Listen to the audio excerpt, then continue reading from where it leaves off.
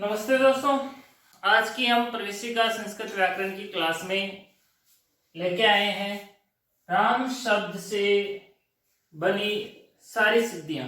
हमने अब तक की क्लासों के अंदर राम शब्द से जितनी भी सिद्धियां थी, राम है प्रथमा एक वचन से लेकर के रामेशु सप्तमी बहुवचन तक जितनी भी हम सिद्धियां थी वो हम समझ चुके हैं, उनकी क्लास ले चुके हैं। और उसके बाद मैंने कहा था कि मैं एक क्लास आपको उन पूरी सिद्धियों के ऊपर और उन सूत्रों के ऊपर एक प्रश्नोत्तरी पर आधारित लेंगे। तो आज वही क्लास लेंगे हम। तो इस क्लास में कई सारे प्रश्न हैं जिनको हम क्रमशः करते जाएंगे हल। और इन प्रश्नों के अंदर सबसे पहला प्रश्न है मिलान करो। ठीक है, इन प्रश्नों में से एक प्रश्न हमारे बोर्ड के एग्जाम में जरूर आता है। गत वर्ष जो प्रश्न आया था वो ये वाला आया था, विभक्ति संज्ञा, है ना। तो उन्हीं संज्ञाओं को राम शब्द के अंदर जो काम में आने वाली संज्ञाएं थी, जिन जिन सूत्रों ने जो संज्ञाएं की, कौन कौन सी संज्ञा हुई थी, उन्हीं के ऊपर अपना पहला जो प्रश्न है वो आधारित है।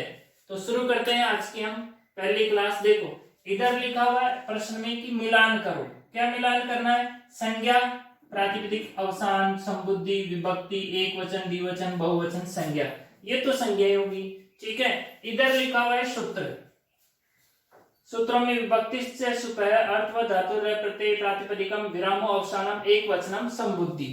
ठीक है, तो इन सूत्रों का मिलान करना है कि प्रातिपदिक संज्ञा इनमें से कौन सा सूत्र करता है, अवसान संज्ञा इनमें से कौन सा सूत्र करता है, संबुद्धि संज्ञा, विभक्ति संज्ञा, एक वचन, द्विवचन, बहुवचन, संज्ञा। ठीक है, तो ऐसा प्रश्न ऐसा तो नहीं आता, लेकिन इनमें से पूछा जा सकता है कि विभक्ति संज्ञा करने वाला सूत्र, जैसे गत वर्ष पूछा गया था, संबुद्धि संज्ञा करने वाला सूत्र लिखो। तो ये छोटे प्रश्न 1 नंबर के 2 नंबर के यहाँ पर बनते हैं। तो शुरू करते हैं आज की क्लास। देखो सबसे पहली जो संज्ञा है वो इसमें यहाँ पे है प्रातिपदिक संज्ञा। ठीक है, प्रातिपदिक संज्ञा जो होती है वो अपने 2 सूत्र करते हैं। एक तो करता है अर्थ व धातु प्रत्यय, ठीक है, दूसरा जो करता है वो है कृत अद्धित समासाश्च। ठीक है, तो यहां पर जो प्रातिपदिक संज्ञा करने वाला है अर्थ व धातु प्रत्यय प्रातिपदिकम, यहां पर जो है कृत अद्धित समासाश्च नहीं है, तो इसको हम प्रातिपदिक को अर्थ व धातु प्रत्यय प्रातिपदिकम से मिलान करेंगे। ठीक है, दूसरा है अवसान संज्ञा। अवसान संज्ञा करने वाला देखो वर्णानाम भावो, ये इसकी वृत्ति थी, वर्णानाम भावो अभावो अवसान संज्ञा। ठीक है, वर्णों के अभाव को अवसान संज्ञा होती है। जहां पर वर्ण खत्म हो जाते हैं, उनके बाद कोई वर्ण नहीं होता, वहां पे अवसान संज्ञा होती है। और अवसान संज्ञा करने वाला सूत्र कौन सा है? जिस सूत्र में अवसान भी आता है। देखो प्रातिपदिक संज्ञा सूत्र जो आया था उसमें प्रातिपदिक लिखा हुआ आया था, अवसान संज्ञा जो कर रहा है उसमें अवसान लिखा हुआ है। तो इस तरह से भी हम इनकी पहचान कर सकते हैं। ठीक है, प्रातिपदिक संज्ञा होगी अर्थ धातु प्रत्यय प्रातिपदिकम से, और अवसान संज्ञा होगी विरामो अवसानम से। अब चलते हैं संबुद्धि संज्ञा की तरफ। संबुद्धि संज्ञा देखो, संबुद्धि संज्ञा कहाँ होती है? संबोधन के एक वचन में। ठीक है, संबोधन के एक वचन में संबुद्धि संज्ञा होती है, और इसी से ही सूत्र बना है एक वचनम संबुद्धि। ठीक है, संबुद्धि संज्ञा संबोधन के एक वचन में, एक वचनम संबुद्धि, यहाँ पे संबुद्धि संज्ञा है, सूत्र में भी संबुद्धि संज्ञा लिखा हुआ है। तो संज्ञाओं की पहचान करना बहुत सरल है। जो संज्ञाएं होती है उनका जो है नाम सूत्र के अंदर कहीं ना कहीं जरूर आता है। आगे चलते हैं विभक्ति संज्ञा।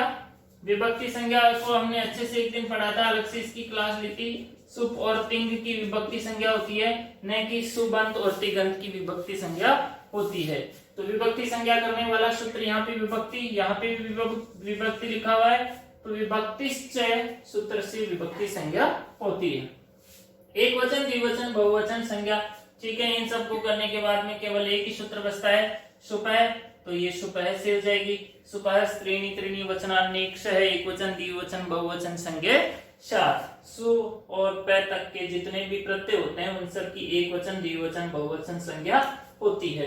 तो ये था हमारा पहला प्रश्न, जिसके अंदर हमने सीखा कि संज्ञाएं कौन कौन से सूत्रों से कौन कौन सी संज्ञाएं होती है। इनसे संबंधित हमारे बोर्ड की परीक्षा में जो है एक प्रश्न जरूर आने वाला है। अभी तक हमने सिर्फ राम शब्दों में ये संज्ञाएं काम में आई थी, उन्हीं संज्ञाओं को हमने सीखा है। आगे जो और संज्ञाएं होंगी जैसे सर्वाधिनी, सर्वनामानी, नदी संज्ञा होगी, घी संज्ञा होगी, तो उन सबको हम आगे सीखेंगे।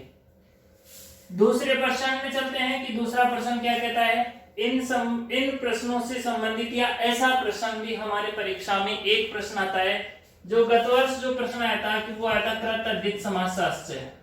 ठीक है, इसको पूरा लिखने के लिए आया था, कृतद्धित लिखा हुआ था, आगे समासशास्त्र लिखना था। तो इस तरह से प्रश्न भी आने वाले हैं हमारी परीक्षा के अंदर। पहला सूत्र स्वजस मौट, ठीक है, स्थानीय, यस्मात्, द्वे, अटकुपुआं, ये सभी सूत्र हमने अच्छे से पढ़े, इनको समझा भी था। ठीक है, तो इनको पूरा लिखने के लिए भी एक प्रश्न आता है। सबसे पहले लिखते हैं हम स्वजस मौट, जो सुप प्रत्यय होते हैं 21 उन्हीं को लिखना है। स्वजस मौट छष्टा ताभ्याम बिस ने भ्याम ब्यस, ठीक है, नसी भ्याम ब्यस नसो सा मंडयो, ठीक है, और ऐसे सो। इस तरह से ये पहला सूत्र है सोजस मौट छष्टाभ्याम बिस ने भ्याम ब्यस नसी भ्याम ब्यस नस ओस आम ने ओस सुप, ठीक है।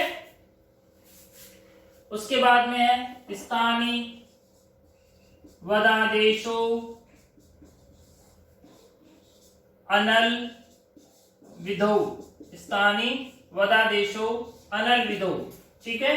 ये सूत्र जो है स्थानीय वदादेश करता है, नैरीय है, रामाय जो सिद्धि बनती है उसके अंदर ये सूत्र काम में आता है। अंग संज्ञा करने वाला सूत्र यस्मात् प्रत्यय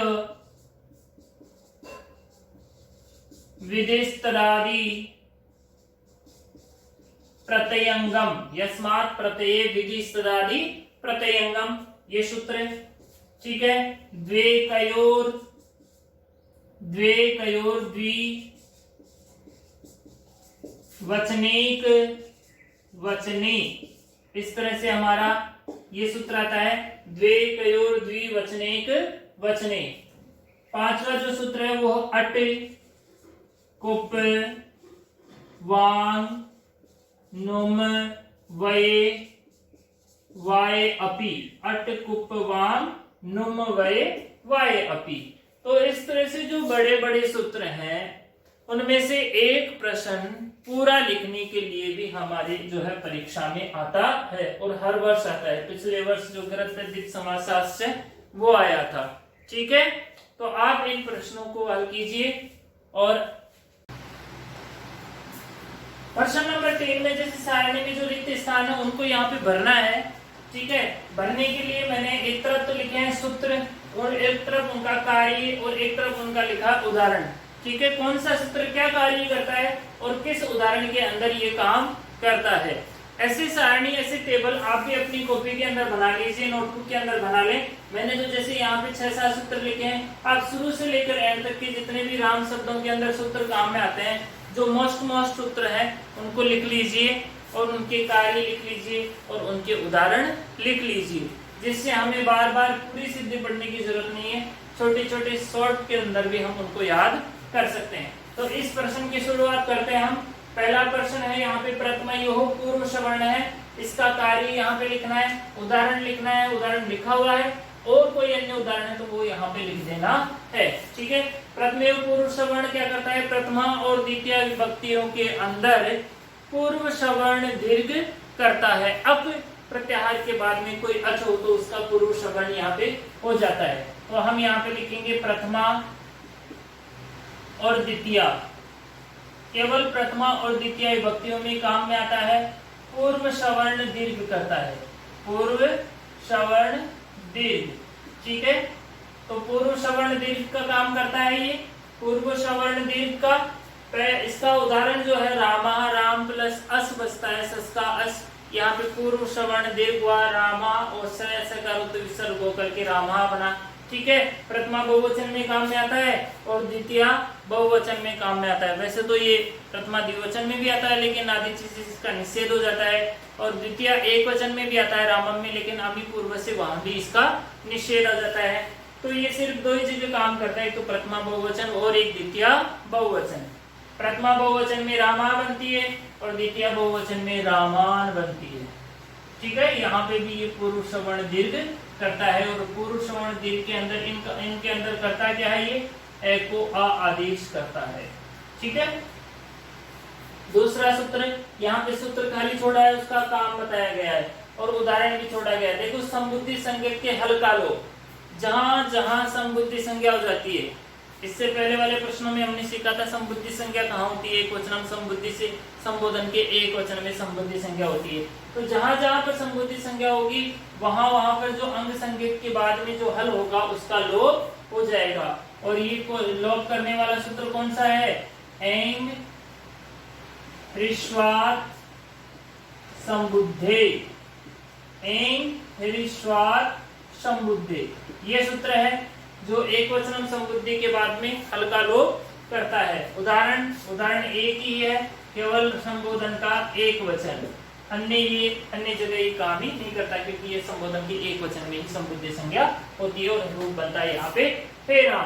दूसरा, विभक्ति संज्ञक तयवर्ग से मैं को इत संज्ञा नहीं होती है। जहां जहां विभक्ति संज्ञा हो जाती है, विभक्ति संज्ञा होती है सुकृतिंग की, तो जहां जहां पर विभक्ति संज्ञा हो जाएगी वहां पर तय वर्ग का, तय का परिवार का कोई भी सदस्य हो, स हो, मैं हो, तो वहां पर आप उनकी इत संज्ञा नहीं कर सकते। किसको कहते हैं, हलंत्यम को कहा जाता है, मना किया जाता है उसको। और ये ऐसा करने वाला सूत्र कौन सा है, न विभक्तौ तुष्मा। ठीक है, ऐसा काम करने वाला सूत्र यहाँ पे है न विभक्तौ तुष्मा। इसका उदाहरण है रामः, प्रथमा बहुवचन में बनती है, स का लोप करने आता है हलंत्यम, लेकिन वो निषेध कर देता है। ठीक है, ऐसे ही रामम भी बनती है, रामम, मैं का हलंत्यम लोप करने आता है, लेकिन यहाँ पे मैं होने के कारण वो इसको मना कर देता है। और रामान के अंदर भी ये स का लोप करने आता है। फिर चलते हैं टान, टाणसी नसामिनात्स्या। ठीक है, बहुत ही सरल सूत्र है, बहुत ही सहज सूत्र है। काम क्या करता है, देखो, टा को इन, ठीक है, नसी को आत और नस को शे आदेश। ठीक है, टाको इन, नसी को आत, नस को शे आदेश कहाँ करता है, अकारांत शब्दों में, केवल अ होगा अंत में तो ही करता है, अकारांत शब्दों में, जैसे राम के अंदर। ठीक है, इसके उदाहरण, टाको इन कहाँ होता है, ता तृतीया एक वचन में बनता है, तो यहाँ पे रामायण बनती है। नसी को आत, नसी कहाँ होता है, पंचमी एक वचन में, तो रामात बनती है और रामात भी बनती है। ठीक है, नस को से आदेश होता है, तो से नस प्रत्यय कहाँ होता है, षष्ठी एक वचन में, तो यहाँ पर रामस से बनती है। ये इसके उदाहरण है। इनसे हमें याद होता है कि टा नसी नसामिनात्स्या काम करता है, टा को इन, नसी को आत, नस को से आदेश करता है। टा को इन करता है, रामायण बनती है, नसी करता है तो आत रामात बनती है, और नस करता है तो नस को से करता है तो रामस से बनती है। अपदार्थ न को न, जो पद के अंत में न नहीं है उस न को मैं न आदेश करता हूँ। कौन सा सूत्र कहता है ये, अटकुपवांग नुम वये वाये, नुम वये वाय अपि, नुम वये वाय अपि, ऐसे। ठीक है, अपदांत न को न करता है, पद के अंत में होता है तो पदांत से निषेध कर देता है। और इसका उदाहरण है, एक तो है रामेण, दूसरा आप बताइए, बता दिया, वेरी गुड, रामायण। कौन सा है, रामेण और रामायण। अब चलते हैं आगे। अकारांत शब्दों में एस आदेश होता है। किसको आदेश होता है, यहाँ पे खाली छोड़ा गया है, आप बता दीजिए। एस आदेश कहाँ होता है, किसके स्थान पे होता है, विस के स्थान पे। बहुत अच्छा, ठीक है। कौन सा सूत्र करता है, अकारांत शब्दों मतलब अतो, किसको, विस को, क्या, एस। ठीक है, अतो विस एस, ऐसा सूत्र आता है। और जिसको एस आदेश करता है, और रूप बनती है तृतीया बहुवचन में रामहि। क्या बनती है? रामहि, तृतीया बहुवचन। बहुवचन झल्ले क्या काम करता है? बहुवचन में जल प्रत्ययों के परे रहते एक आदेश करता है, एक को ए आदेश करता है। देखो बहुवचन में जल प्रत्यय से शुरू होने वाले को एक आदेश करता है। ठीक है, यहाँ पे लिखेंगे हम बहुवचन में ए को ए आदेश। हर जगह नहीं करता, जल प्रत्यय होता है ना वहीं पे करता है, यहाँ पे इतनी जगह नहीं है। रामेभ्ये, ठीक है, चतुर्थी बहुवचन में बनती है रामेभ्ये। ऐसे ही रामेभ्ये पंचमी बहुवचन में भी बनती है रामेभ्ये। और एक जगह कौन सी है राम के अंदर जहां पर बहुवचन झल्ले काम में आता है? 3 जगह काम में आता है, बताइए। 2 जगह तो मैंने बता दी, रामेभ्ये रामेभ्ये 2 बार हो गई। और बताइए रामेशु सप्तमी एकवचन में। ठीक है, ए को ए आदेश करता है। तो ये था अपना तीसरा प्रश्न, जिसके अंदर ऐसे आप खुद भी एक टेबल बना सकते हैं जिसमें सारे प्रश्नों को आप ले सकते हैं। प्रश्नों के क्रम में हम आगे चलते हैं। चौथा प्रश्न, निम्नलिखित कार्य करने वाले सूत्र लिखो। जो काम करने वाले हैं उनका जो काम जो सूत्र करता है उनके नाम यहाँ पे लिखने हैं। जैसे कि यहाँ पे रामायण में नुट का आगम कौन सा सूत्र करता है उसको यहाँ पे लिखना है। ठीक है, इससे क्या फायदा होता है? एक तो हमारे को ये याद होगा कि नुट का आगम कहाँ होता है? रामायण में। कौन सा सूत्र करता है वो भी हम यहाँ पे लिख देंगे तो वो भी याद हो जाएगा। ठीक है, तो यहाँ पे है रामायण, पहला सूत्र है, पहला प्रश्न है यहाँ पे कि रामायण में नुट का आगम कौन सा सूत्र करता है? बताइए आप लोग कि रामायण में नुट का आगम कौन सा सूत्र करता है? ह्रीश्व नद्यापो नुट। ठीक है, ह्रीश्व नद्यापो नुट से ऋष्वन्तात् नद्यन्तात् आबन्तात् अंगात् परस्य आम नुट आदेश है, ऐसी इसकी वृत्ति है। ठीक है, रामेशु जो बनती है सप्तमी बहुवचन में, उसमें ए को ए आदेश कौन सा सूत्र करता है? तो बहुवचन के अंदर बनती है, तो यहाँ पे बहुवचने झल्ले तो जाएगा, बहुवचने झल्ले।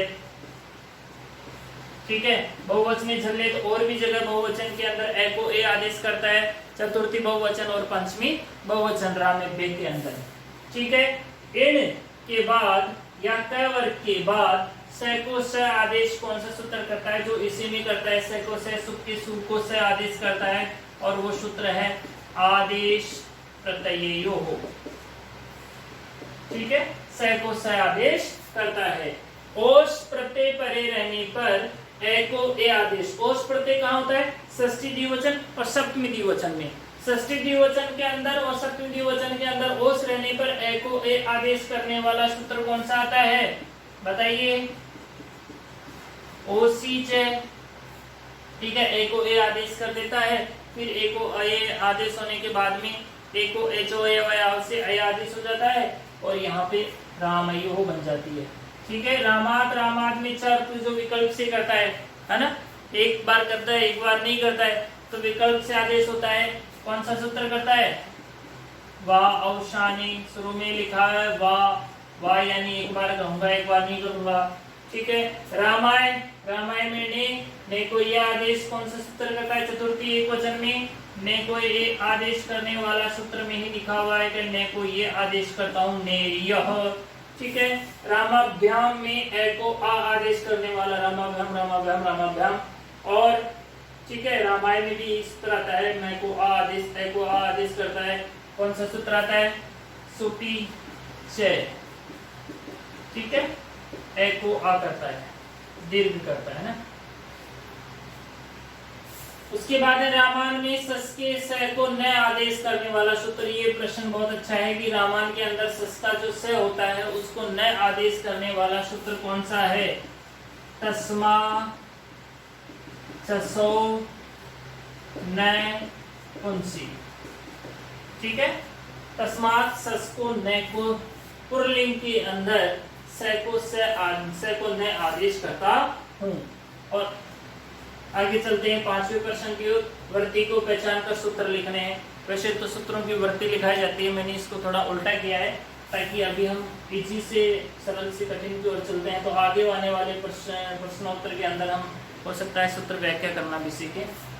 तो यहाँ पे मैंने कुछ सूत्रों की वृत्तियां लिखी हुई है और यहाँ पे उन सूत्रों के इन वृत्तियों को पढ़ करके उनका नाम लिखना है कि ये कौन से सूत्र की वृत्ति है। सबसे पहला बहुत सरल है, कृत तद्धितांतो समासास्य स्यु, प्रातिपदिक संज्ञा करता है। दूसरे नंबर का सूत्र आता है कृत तद्धित समासास्य, ठीक है।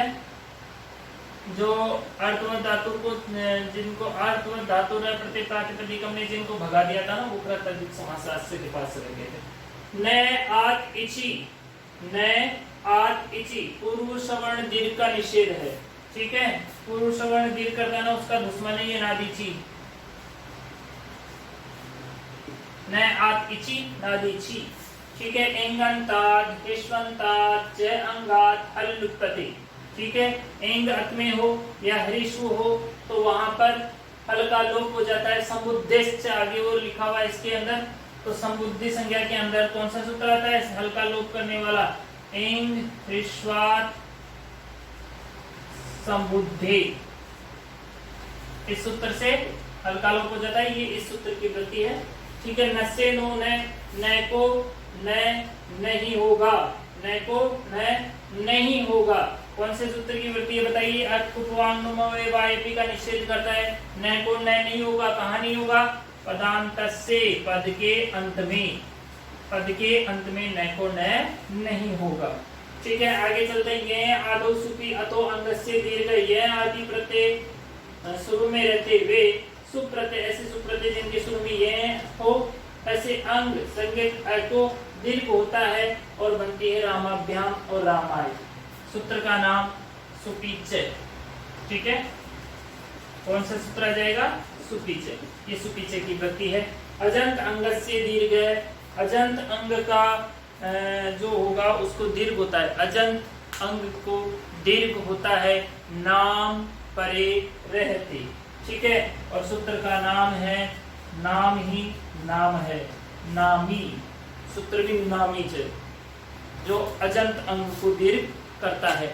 ये थे अपने राम शब्द से बनने वाली जितनी भी सिद्धियां थी, उनमें काम में आने वाले सूत्र, उनकी वृत्तियां, उनको वो क्या काम करते हैं वो उनको पूरा लिखना हो, और संज्ञा जितनी भी संज्ञाएं हुई उनसे संबंधित ये पूरी एक प्रश्नोत्तरी थी। आप इसके स्क्रीनशॉट लेकर के अपनी नोटबुक में उतार लें, याद कर लें। मुझे आशा है कि इनमें से वार्षिक परीक्षा के अंदर अपने जरूर कोई ना कोई प्रश्न आने वाला है। धन्यवाद।